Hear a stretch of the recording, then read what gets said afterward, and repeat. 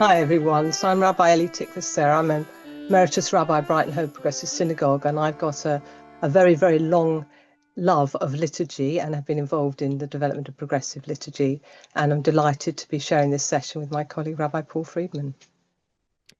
Great, thank you. I'm Rabbi Paul Freedman. I am Senior Rabbi at Radlett Reformed Synagogue. And in fact, both of us have got a long love of history and involvement in both Reform and Liberal liturgy with editing prayer books, machzorim, or bits that we've written appearing in other books as well. So between us, we hope to cover some ground this evening, looking at progressive prayer and liturgy.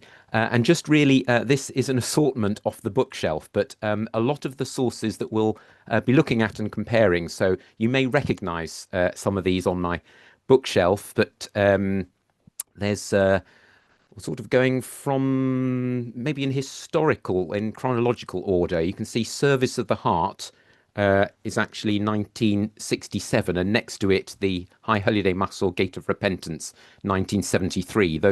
You can see the logo ULPS, the Union of Liberal and Progressive Synagogues. So those are the predecessors to the current Siddur Lev Chadash and Machzor Ruach Chadashah, the red ones further across to the left. And those are 1995 for the Liberal Siddur and 2003 for the High Holy Day Prayer Book. And by then it's Liberal Judaism rather than ULPS. And then the Reform liturgy that you can see there, or right over on the left, you can see the 2008, the current Reform Prayer Book. Its predecessor is the thick one over on the right, the Daily and Sabbath 1977 RSGB prayer book. And then after that came the 1985 High Holy Day Machzor, and that is now replaced by the two volumes, Rosh Hashanah and Yom Kippur, that came out last year, the Reform Machzor. And I guess just as something of a reference, though we'll say that both the Liberal and Reform Siddurim and Machzorim, the prayer books, have their own traditions. There's an Orthodox tradition represented on the right by what you might think of as the Singer's prayer book and the Sachs prayer books. So it's two Siddurim, two versions, but in a way the dates matter less because they change less than our Reform and Liberal liturgy. So let's make a start properly with what our services are actually like and the things we take for granted. So, what are the things we take for granted with our liturgy? Well, one of the first things we take for granted is that they are egalitarian, that people are treated equally. We also expect mixed seating. We expect to find in our services a mix of language. In other words, we have English as well as Hebrew as part of our services. Some of our synagogues use instruments, which is not traditional. They actually have guitars and obviously organs in older synagogues as well. And we also expect some variety. So we don't expect every service to be identical from week to week. There'll be a bit of change, but particularly a variety from one congregation to another. And we're also aware and take for granted that there's a structure to the liturgy, but there can be flexibility within it. So again, we have prayers within a frame, but they can vary a bit from week to week. So those are some of the things we take for granted. We're going to think about what makes our liturgy, or rather our liturgies, Reform and Liberal liturgies, actually progressive, and whiz through what those issues are and how our prayer books answer and respond to those particular issues. And we're looking forward to giving you some geeky examples for each of them as well. So what we're going to whiz through is think about how our liturgy is abridged, shorter than some, how we use the vernacular, so English, not all of it being in Hebrew.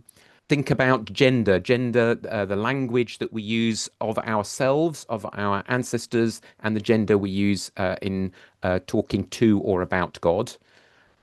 Whether we have reference to angels in our liturgy, this tension between particularism and universalism, the idea of the ingathering of exiles, so whether we all pray to be back in the land of Israel or don't we? Whether we pray to restore the temple and the sacrificial cult and the priesthood or don't we? whether we pray to or about a personal Messiah, so the Mashiach, or don't we? Whether we include the idea of the resurrection, the physical resurrection of the dead, or some other kind of resurrection of the dead in our liturgy, or don't we? And also, just to have a think about one of the features of our liturgy or our liturgies, what makes them progressive is the inclusion of newer prayers and compositions as well. So let's start with abridged. So we mean shortened. So we have inherited an incredibly long liturgy, but progressive liturgies make our prayers shorter so that services don't extend too long. And one of the first things we do is divide liturgy in one way or another. So if we look at the Siddur Lev Hadash 1995, we can see that we've got Shabbat evening services and a choice of 5 different openings for Shabbat evening services. We also find that for the Shabbat morning services, there are 5 different openings that will then come together, but liturgy is then divided across those openings. And there's also another way in which we shorten, that is that we sometimes abbreviate prayers. So, for example, we've got here from Psalm 95, which tells us, and this is in Siddur Lev Chadash as well, that not the whole of Psalm 95 is indicated. If we look now at the 2008 Reform forms of prayer, we can see there's an alternative Martovu, which is a shorter Martovu from the usual length of one. And then if we just look at the bottom of that slide, and you can see that it says morning blessings on the pages that they're on, and then it says a selection may be read from the morning blessings. So this is an indication that although liturgy is not divided across separate services in the Reform Siddur, when leading a service, the service leader or the rabbi makes a selection of what follows rather than reading everything. And you might be interested to know that we've actually got quite an old precedent for this progressive abridgment. So if we look at the very first Reform Siddur in 1841 of the West London Synagogue of British Jews, as it was called in those days, we have psalms for the 4 months of the Sabbath. So there's a different psalm for each Shabbat across a month. So that's a similar thing going on. So it has some history. Also, just to think about what language it is that we're using, to think about the balance between Hebrew and English in our services, and just to think that varies between our congregations. So if you're used to the service in one congregation, not to assume that balance between how much Hebrew and how much English there is in a service is the same at each of our Reform or Liberal congregations, and within Reform congregations and within Liberal congregations, and indeed perhaps even from week to week. But also the little bit of that variation there in both our Reform and Liberal congregations and all our progressive congregations, there has overall been a tend to more Hebrew than there was 20, 30, 40, 50 years ago. And some of that may well be, there used to be more bits that were sung entirely in English, but also a trend when it's being sung to prefer singing in Hebrew in some congregations. That's changed a little bit in the last 5, 10 years. It may also be the availability of transliteration, and that's since 2008 has been below pretty much every prayer in the Friday night and Shabbat morning services in forms of prayer.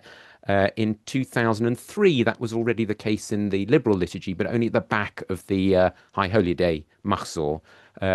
And some newer liturgies are making sure that it's available on the page next to, alongside the text. So it depends which book you're looking at. But the availability of transliteration being another development and perhaps helping with that trend to increased Hebrew within our services. Another bit about using the vernacular. When we do speak in English, really since the 1960s or 70s, the 60s with the introduction of Service of the Heart in our Liberal tradition, and in 77 in the Reformed tradition in forms of prayer, the these, the thous, and the thou art verilies, the tone of the language that we use was a big development at the time as well. And really, just to add, one prayer that we might think when we're talking about praying in the vernacular, then actually Kaddish is in the vernacular of its time. Kaddish is in Aramaic. So there's an argument that, it's odd that in our congregations it would perhaps be the one prayer you would never dream are translating into English.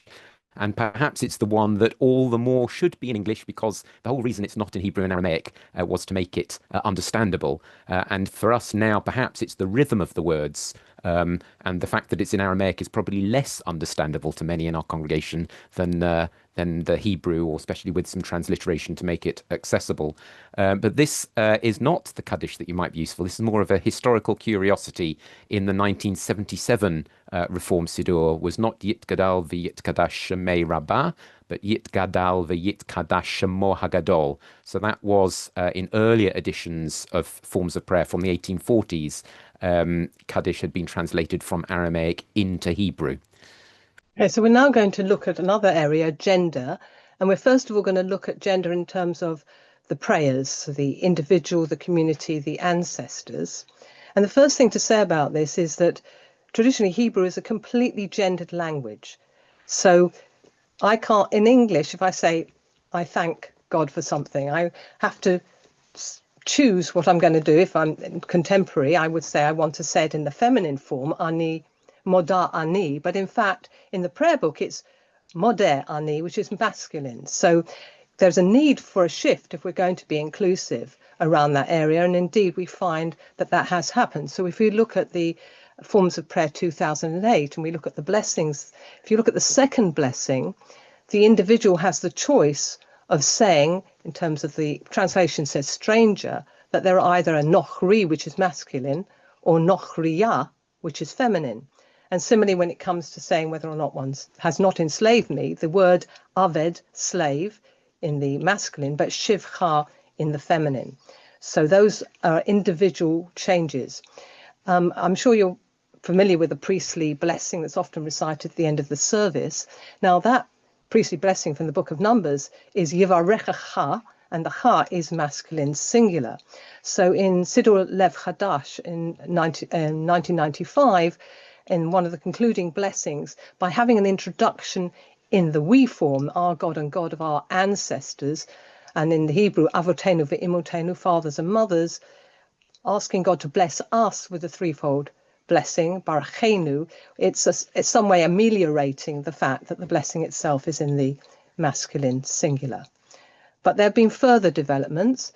Another one we can see is if we look at the welcoming of a new child, baby, in the Siddur Lev Chadash in 1995, the individual child, of course, it's an individual, and we're not talking about future developments at the moment, but what we've have up to now in that Siddur is that the child is a she or a he, and it's Baruch haba, blessed be the one who comes, which we might be familiar, have a resonance, but that actually is in the masculine.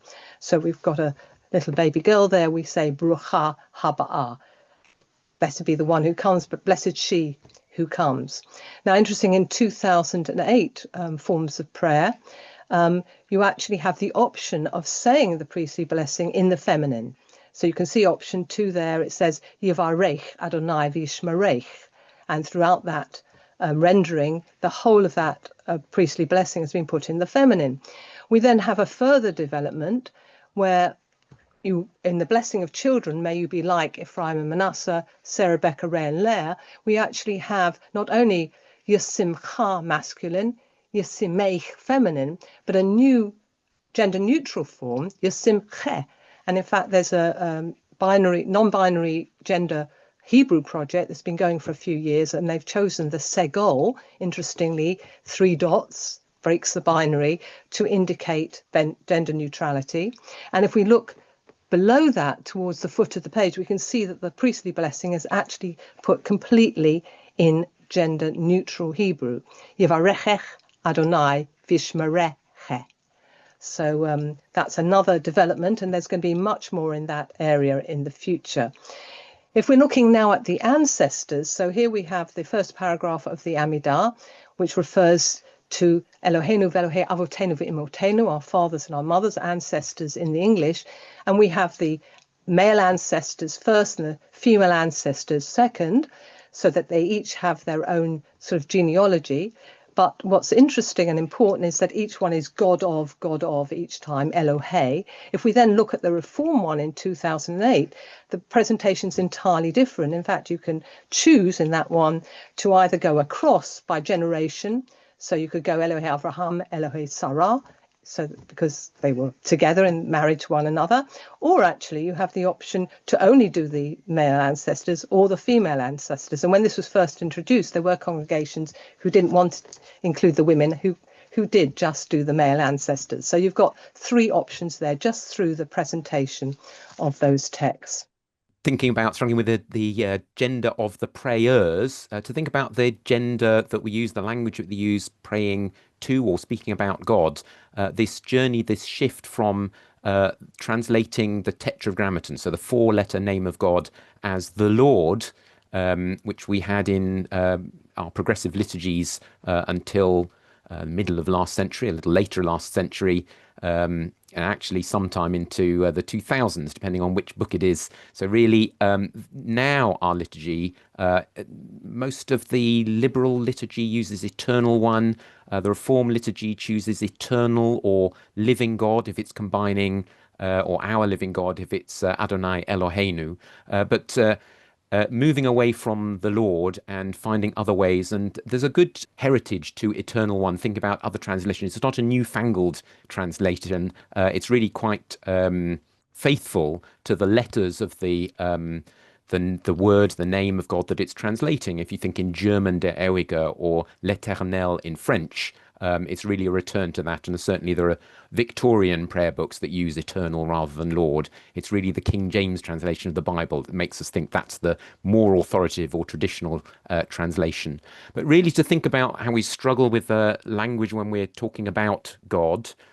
Wonderful example is to just have a quick whiz through how we present Avinu Malkeinu in our High Holy Day liturgy. The first example here is actually from the liberal Machzor Ruach Hadashah, and you can see Avinu Malkeinu, which literally, if you want to divorce it from it being liturgical, you would say, oh, well, Av is father, so Avinu is our father, and Melech is king, so Malkeinu. But that's very much, dictionary translation, how you'd read it very specifically. And there isn't a separate word, for example, for sovereign.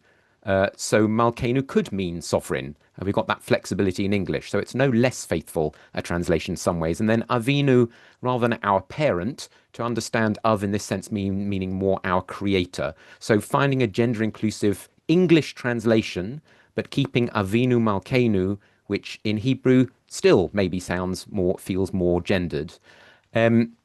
Just to realize that the translations of those, as I said, were our Father, our King in all our liturgy until more recently. But the 2024 Reform Machzor, just in certainly one of the 3 or 4 versions of Avinu Malkeinu that are available, just doesn't translate. So Avinu Malkeinu, whatever that might mean, is how we speak to or of God, and not to get caught up in what the translation is because we're singing this. And there are footnotes about it. Whereas the Machzor Ruach Hadashah, one liberal response was to complement it or to balance it with a different composition, Shechina Makor Chayenu, which, although translated divine present source of our lives, in the Hebrew is much more feminine imagery. Just to say that there's another in the 2024, the new Reform Machzor, to be more adventurous still in the Hebrew. This is a complicated alphabetical acrostic. You can still sing it to the same tune, and it starts Avinu Malkeinu, but if you cast your eye over the Hebrew or the transliteration, it actually has 22 different images for God, and they're arranged in a way so that they center on Shechinatenu and Tikvatenu, 2 feminine images in the middle. But the idea that Avinu and Malkeinu are just 2 images that we might use. So rather than degendering God, actually saying that they are any images we have of God in some ways are just limited in this example by the number of letters of the Hebrew alphabet. Were it not for the alphabetical acrostic, we'd carry on thinking of images we could use to capture some aspect of God and never end. Now, if we turn to another prayer that was familiar, it's in the Torah service, near the beginning of the Torah service. So if you look at the second text on the page, Av Harachamim, so in the 2008 forms of prayer, we have a traditional text. It refers to God as Av, Father, and it also refers to God as a Melech, a king, and at the conclusion it refers to God as Adon, a Lord. But if you actually look at the translation, it's an inclusive translation. So Av has been translated as source, Melech as a king, as ruler. And instead of having the idea of a don, we're talking everlasting sovereign. So it's a translation that doesn't respect or want to reinforce the fact that this is very masculine language. If we look at Siddur Lev Chadash in 1995, actually it's completely absent altogether. Av HaRachamim doesn't appear in the Siddur, so there isn't an issue there. In the sort of a developmental stage of working towards a new liberal liturgy, I thought it would be nice to do a feminized translation that really reflects the spirit of this passage. And so Ein HaRachamim literally means source of compassion. And rather than referring to God as a king, we refer to God as Shekhinah. And so we have Shekhinah, divine presence, Makor HaBracha, fountain of blessing. And instead of Adon Olamim, Lord, literally everlasting, Spirit everlasting. So this is an example of a possible feminized text, which actually can be sung exactly the same way as the masculine text, but also brings out another dimension of the prayer. Now, if we go to another text altogether, Dodi Li Va'ani Lo, which is sung on Shabbat and comes from the Song of Songs, we can see here in the 2008 forms of prayer that we've got Dodi Li is traditionally Va'ani Lo, and then it goes into the feminine, Hi Li Lelohim Va'ani La La'am. So one way of solving the problem of male and female gendered language, that it's completely binary, is just to mix it up, to have male language and female language in the same text. So we get used to saying the female language. And they've got another example of that with Baruch HaMakom, which is in the 2013 Reform Haggadah. Baruch HaMakom, blessed be the place, and one of the names of God. And if you look at the first one, it says Baruch Shenatan Torah La'amo Yisrael, which is masculine. And then it says in the second option, Brucha Shenatna Torah La'ama Yisrael, which is in the feminine. So these are examples. And of course, the important thing to remember about Hamakom, the place, that it reminds us that God is everywhere, or rather that everywhere is God. And in fact, any language you use of God, God is neither masculine nor feminine, which is a very important thing for us to remember. All of that imagery, whether it was in the different letters of the alphabetical acrostic of the Una Markenu, or these different images that we've got in the Machzor and in this Dodi Li, and also in the Haggadah with Brucha Hamakom, or Brucha Shanatna, that as we have in Shir HaKavod, in Anim Zmirot that we sing, that God is one in all of the imagery. So this unity of God doesn't mean having one image of God, that God is one in all of the imagery.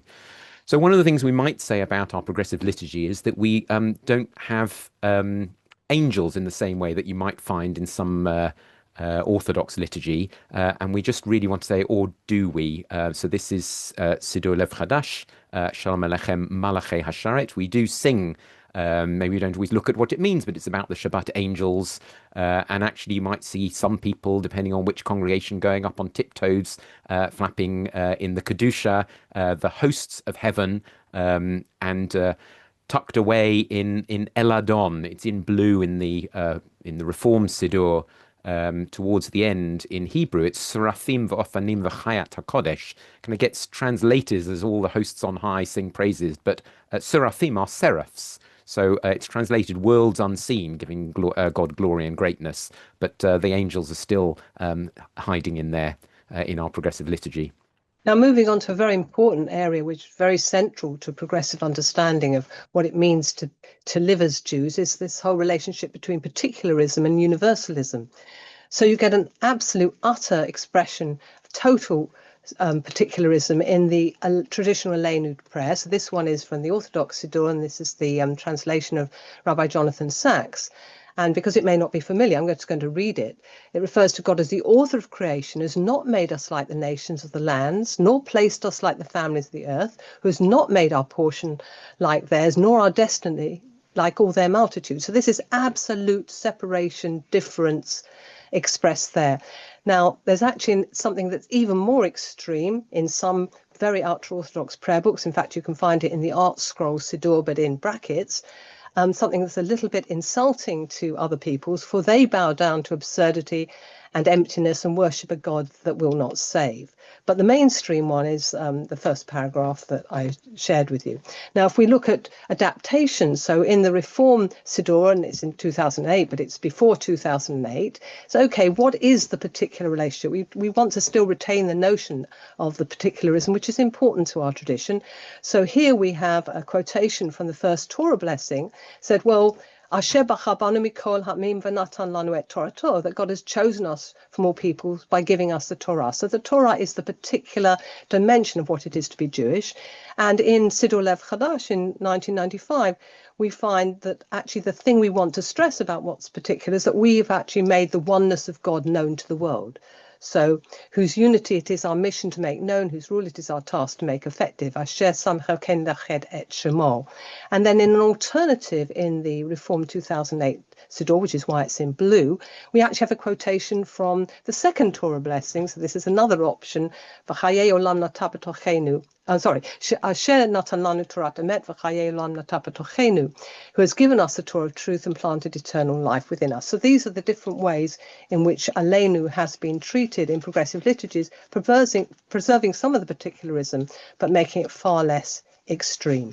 Universalizing this message of peace.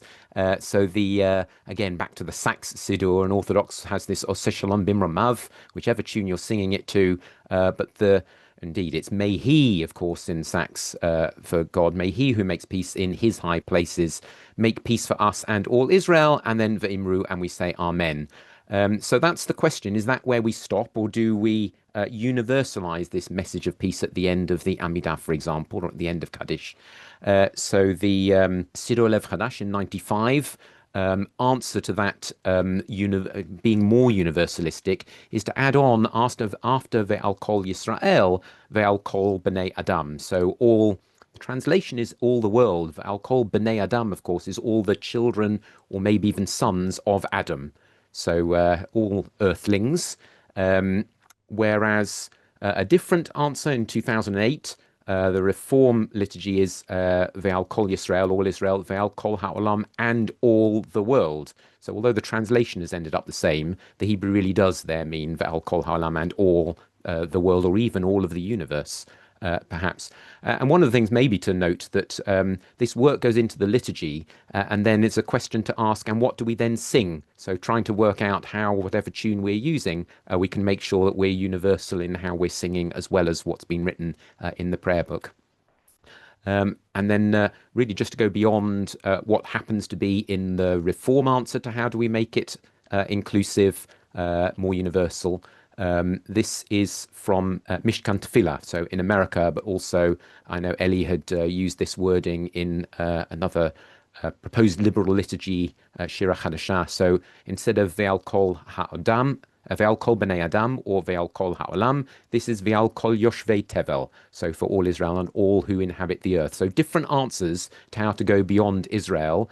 And of course, our musicians who compose tunes to this will, if they are going beyond Ve'al Kol Yisrael, may well have chosen one of these three, and some have the same number of syllables and some don't. So a challenge is whether we can use our own liturgy for different melodies and settings. So we're now going to go on to things that we decided not to include, and one of these is in gathering of exiles.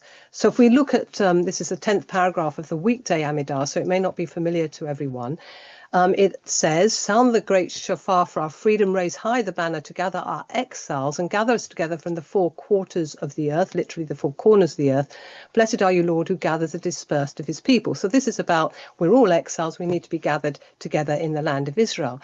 Now, if we look at Siddur Lev Chadash, done a very sort of nuanced but very important different change of meaning here. So we begin the same way, sound the great shofar of our liberation. It's the same word in the Hebrew.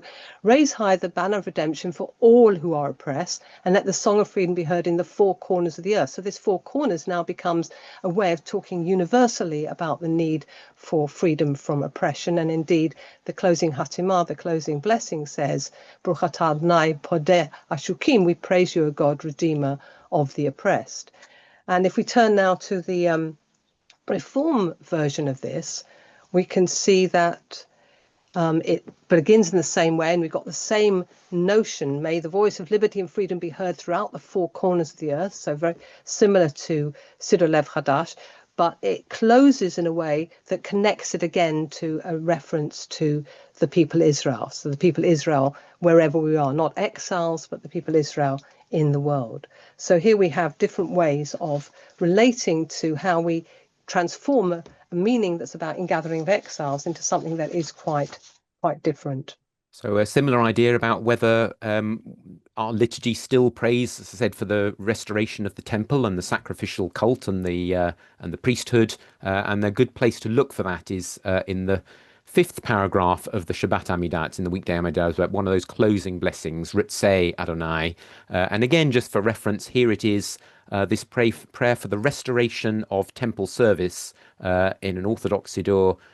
Restore the service to your most holy house. That really is about avodah, that service being back in your holy house in the temple. And indeed, it goes on to the fire offerings of Israel and their prayer, so that this is what should find favor in God's eyes. So in Siddur Lev Chadash, it's really focusing, of course, it's the same blessing in the Amidah, but to focus more on it being our prayers rather than our temple sacrifices. And similarly, although done in a different way in forms of prayer in 2008, and it does go back to the 77 Siddur and before as well, but be pleased with your people Israel and listen to their prayers. So it's about God accepting our prayers rather than literally our animal sacrifices in the temple. So we don't actually pray for a personal Messiah. You're probably aware of progressive Judaism talking about a messianic age, a future time of peace. But it's interesting to see that here's the Reform version of the first paragraph of the Amidah, where the word goel, which means redeemer or understand Messiah, but it's not translated that way. We're talking to God and asking God to bring rescue to the generations. But in the Hebrew, the word goel is retained. If we then turn to Siddur Lev Chadash in 1995, we actually find that Goel has been omitted, and instead we're talking about future redemption. The word is Geula. So we're making it absolutely clear in the Hebrew as well as the English that it's not about a personal Messiah, it's not about a personal Redeemer. And then if we move on to Haftalah from the Amidah, and the Haftalah is probably one of the most obvious texts that are literally talking about the Messiah. So here we have from Siddur Lev Chadash, but it does a good little sort of nuance on this. We refer to Elijah the prophet, who's going to herald the coming traditionally of the Messiah, but actually what it says is, may he come soon in our time with tidings of good, tidings of salvation and consolation in Besorot Tovot Yeshuot V'Nechamot. So no mention of a Messiah there. But if we turn now to Forms of Prayer 2008, we've got the traditional text, Eliyahu Hanavi, and it says, come to us soon, Im Mashiach ben David, with the Messiah, the son of David. But it also includes a completely different text referring to Miriam Hanaviyah. And this text was written by Rabbi Leila Berner in the United States, and reminding us that Miriam's a prophet, and that she danced and sang with the women after crossing the Sea of Reeds, but very importantly is going to bring redemption with the waters of redemption. So she's associated with this legend of the well, that during the time that she was alive, there was a well, a miraculous well that watered the people of Israel throughout the 40 years, which dried up when she died. And so here we have a completely other way of thinking about future redemption by actually reclaiming one of our female leaders who has not had much of a say for very long until recently, with Miriam Hanaviyah. The other genius of this composition is you can continue singing it. It fits to the same tune as well. That's often what happens with some of these novel compositions that are very creatively produced. So just to finish off this whistle-stop tour of different issues that progressive liturgies deal with, just to have a look at the second paragraph of the Amidah, this idea of the physical or some kind of resurrection of the dead. So I'm going to a little romp through all of these, and also to think about whether we change the Hebrew or finesse the translation, as Ellie was just talking about. So if we start with the Sachs Siddur, this Orthodox Siddur, which is 2006, It's the conclusion of that second blessing in the Amidah. Atagi I don't know God's power, but Baruch atah Adonai Mechayeh Hametim, who revives the dead. And that would have been what we'd had as the translation in some of our older liturgy as well. But forms of prayer now in 2008, although the blessing in Hebrew is still the same, Mechayeh HaMeitim, the translation is to understand that it is reviving the dead, but renewing life beyond death. It's perhaps a more meaningful way to understand Mechayeh HaMeitim, not so obviously the reviving of the dead, but renewing life beyond death. And Siddur Lev Chadash, in some ways, similarly, Mechayeh HaMeitim, we praise you, O God, source of eternal life, as a way of understanding what it means to address God as Mechayeh HaMeitim. But that, as I said, this is a little bit of fun indeed. To go back a little further, that this is Noteh B'tocheinu Chayei Olam is also in liberal tradition, but back in 1967 in Service of the Heart, where the Hebrew had been changed. So we praise you, O Lord, who have implanted within us eternal life. So there's a return in Siddur Lev Chadash in 1995 to the Mechayeh HaMeitim, but with a different translation. So that tension between changing the Hebrew or keeping the Hebrew but finding a true but different way of understanding that Hebrew. To go a little back further in the Reformed tradition, it's our predecessor in Reform forms of prayer was the same Hebrew, but blessed are you, Lord, of course, who renews life beyond death. So exactly the same. It hasn't changed, except, of course, it was Lord rather than God. But I did want to go back a little bit further to the original forms of prayer, 1841, all the way up to the 1930s, had this zombie-like, still Mechayeh HaMeitim, but blessed art thou, O Lord, who quickenest the dead, so the quickening of the dead. So all of this, how it's evolved, and really the answer to not having the idea of physically resurrecting bodies, which really in that the 1840s through to 1930s in the Reformed tradition, the quickening of the dead does sound like a film description. And the options and that return within liberal Judaism of going back to the Hebrew that we had, but understanding that in a progressive way.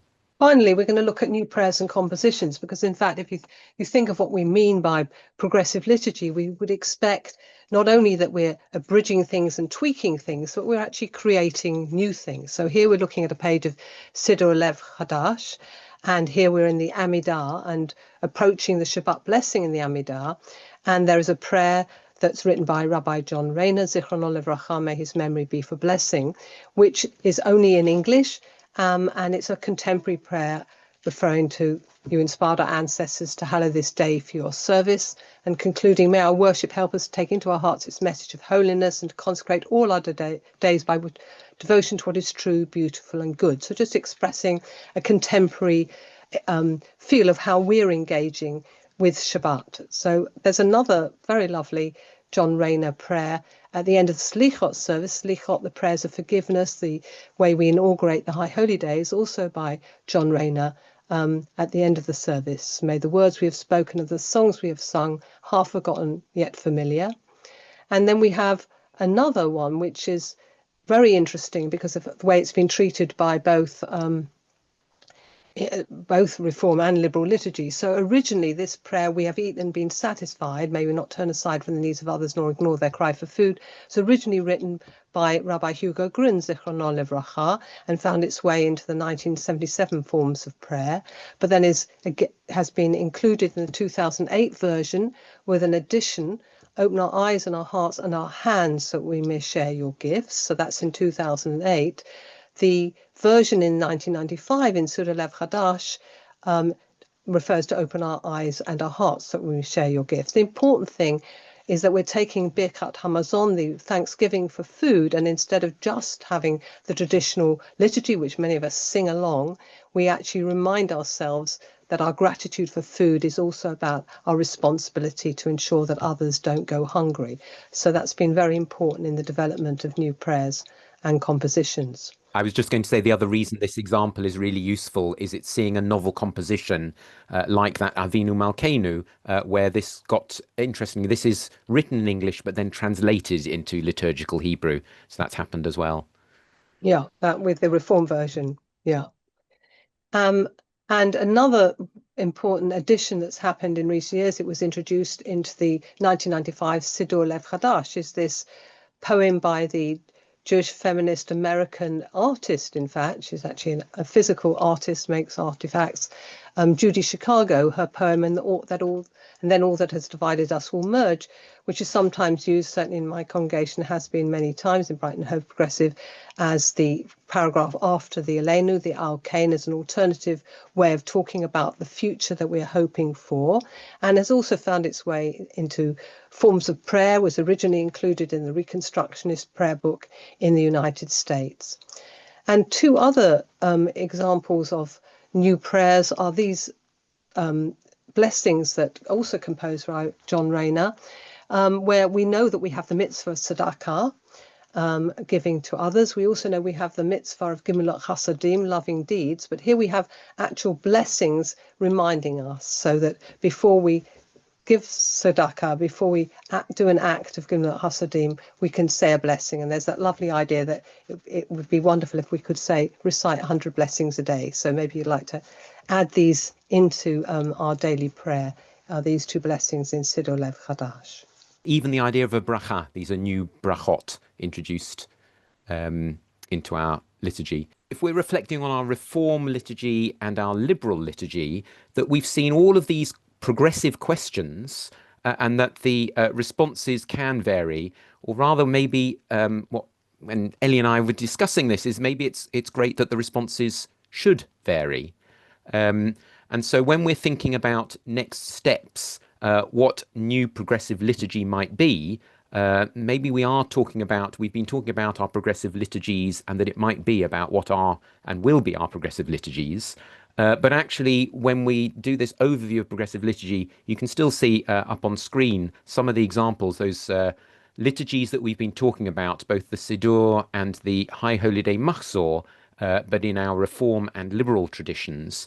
But actually, the trend has been towards increasing plurality, multivocality, ways of inclusion, and that we should not forget in amongst all of that, not just our High Holy Day Machzorim, but also festival Machzorim, the Haggadah for Pesach, the Birkat Hamazon booklets and sheets that our youth movements produce, and the youth movement Siddurim. They come out more often than our movement Siddurim have done.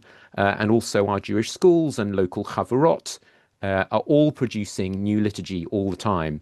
Many people producing special service booklets for special occasions or weddings, and really, just to finish off, to think about how much more creativity there is, and the potential for when it's not in a physical book, when some congregations are using on-screen liturgy, what that means for the potential for creativity.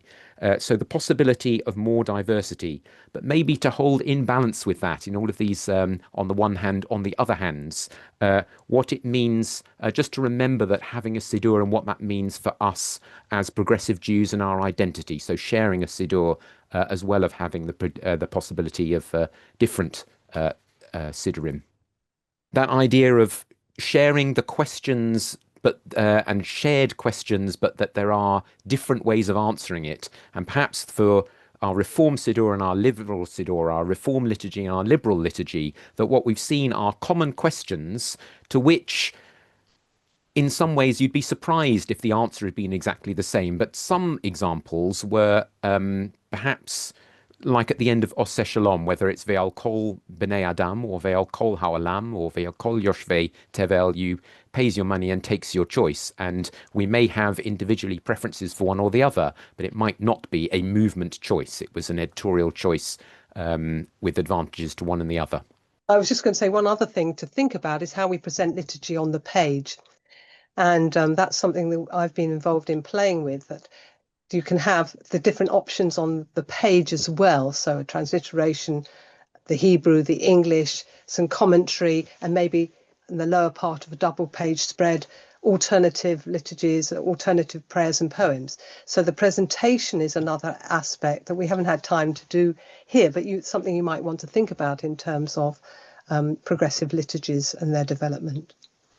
Yeah, I mean, this kind of Simone from Elif and Rakohaim, I mean, this raises a question, who's actually involved in writing the prayers and literacy?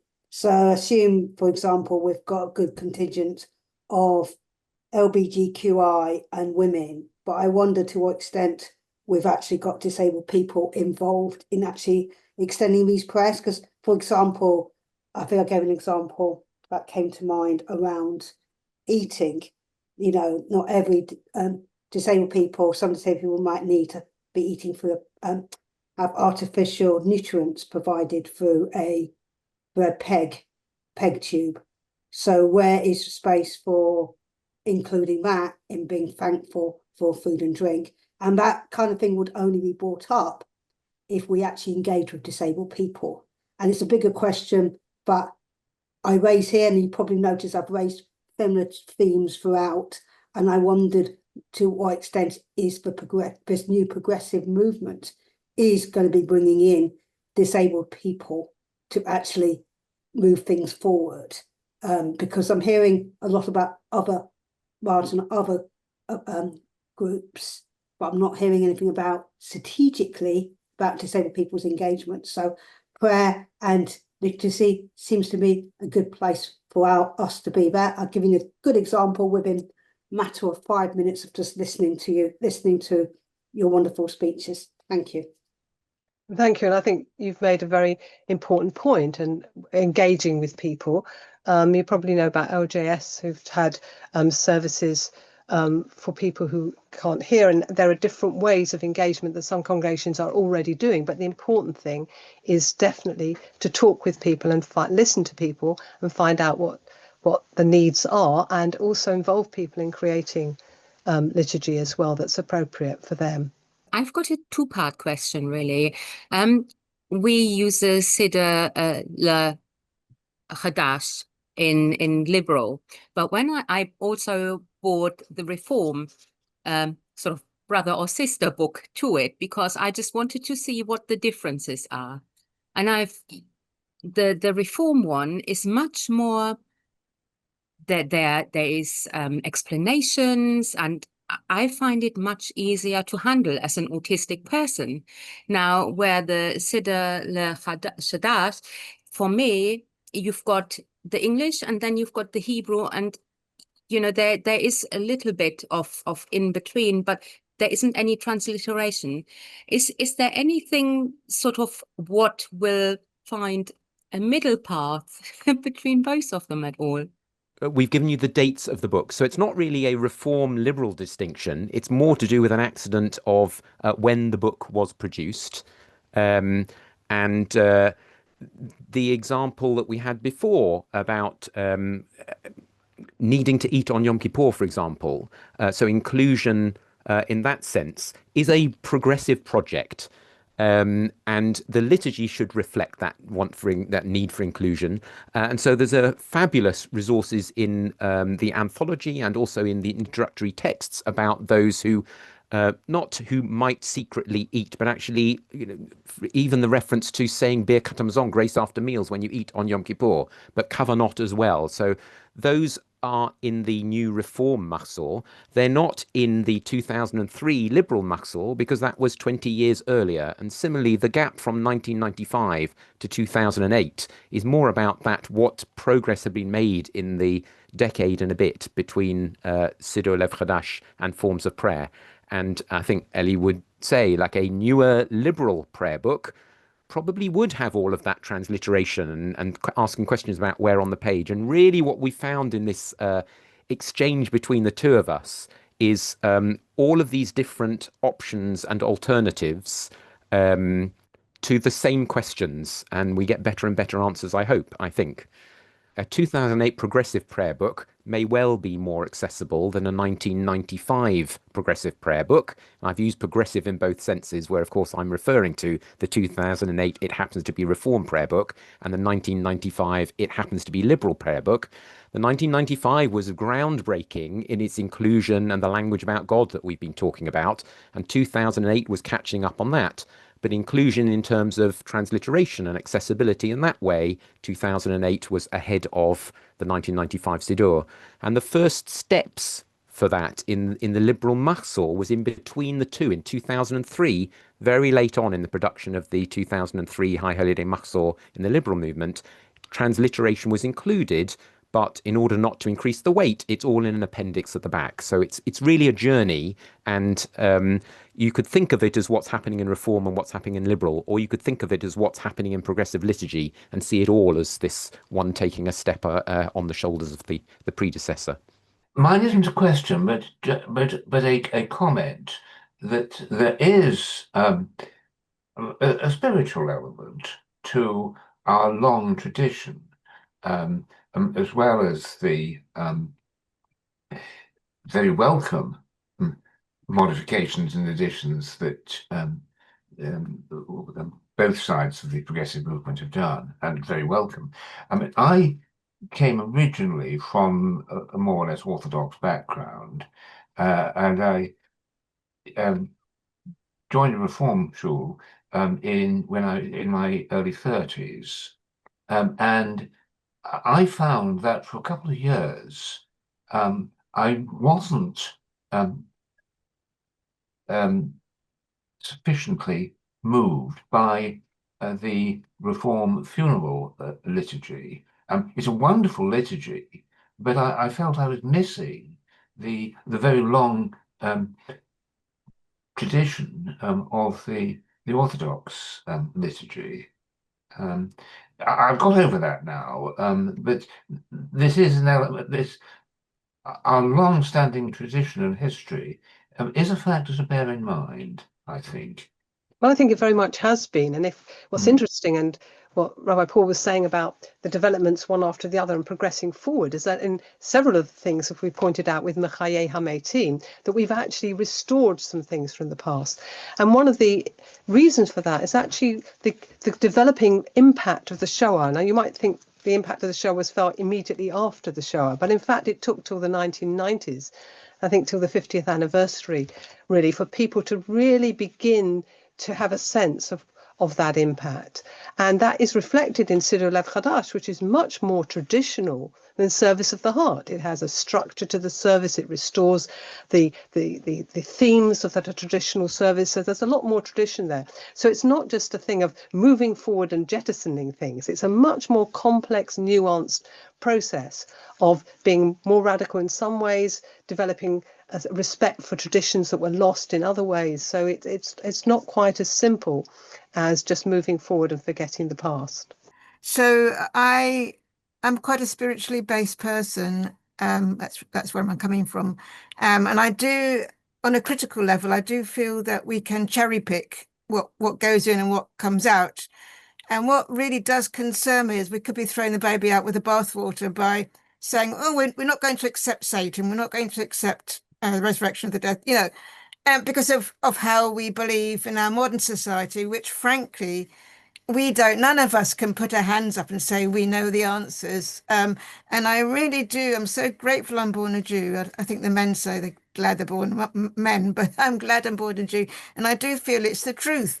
And fact is stranger than fiction. And we have to be very humble and say, okay, maybe I don't understand that, but we do need to adhere to it. Because maybe one day the penny will drop and we'll go, that's actually what it is. You know what I mean? And it's really important. I feel this is really has been a burning issue to me for such a long time. I myself have been on a spiritual journey, and I know there is a God, and I know that everything is true. There is, unfortunately, a Satan. And actually, our dear late Jonathan Sacks, he wrote quite a bit on this. It's actually very much part of our bigger picture. And that actually, this is not the real world. The real world is the world to come. We are judged when we go there. We're responsible for our soul, the nature of our soul. And there is some really quite scary and difficult spiritual stuff that we have to just accept. We don't have to understand, but I think it's important for our integrity that we include it. I think, Miriam, you've raised some really important issues, and I think highlighting like what is it that you want from liturgy today, and it may not be exactly the same as the person sitting next to you, and it may not be exactly what you said. It may not be what you need from your liturgy in another year's time or whatever. So we've really tried to present this idea that there's the diversity even within one book, and certainly within the liturgies of progressive Judaism, not just historically, but even at the same time. You'll find different options, and so many of our communities have a special booklet they bring out for this week or for that particular service, and that really holding on to those. So you've also seen a journey of including some of the prayers that, of course, are not lost, but finding a way that they are included as a way that we find a more helpful interpretation. And at the same time, with all these things we've talked about balancing, there are things that we don't want to pray in our liturgy. So there are things that we can understand or interpret. A lot of our liturgy is getting us to ask questions, to consider things during prayer. And those are timeless, but also that we do want to be more universal in our prayers for peace, that it's not just for us, but for the whole world, that we really don't want to rebuild a temple physically. There's a mosque in the way, nor do I, as a whatever it is 30-40 year vegetarian, want to start animal sacrifices again. So I mean, I accept that actually it's all about a living faith, that it's all about contemporary, the parsha is about what the politician said yesterday. All of that I agree with, like our rituals such as sacrifice, I agree, although people can also have other sacrifices such as going on a spiritual retreat, sacrificing your holiday. I think that's the point. And actually that sacrifices in Hebrew, the korban, the word is to do with how it is that we draw near to God. And these are the eternal questions with all of these different responses that we, I think it's the diversity that's helping us.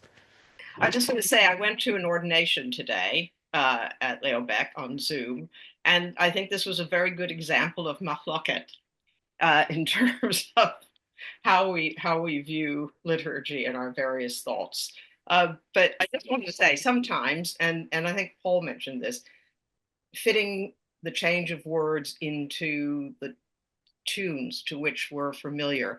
And when I was, for my Ballet Tefillah course, examining the Kabbalat Shabbat and Lecha Dodi, I found a quote which I found very, very interesting, written by a cantor, Kim Harris, who talks about the words of the prayers and their musical settings.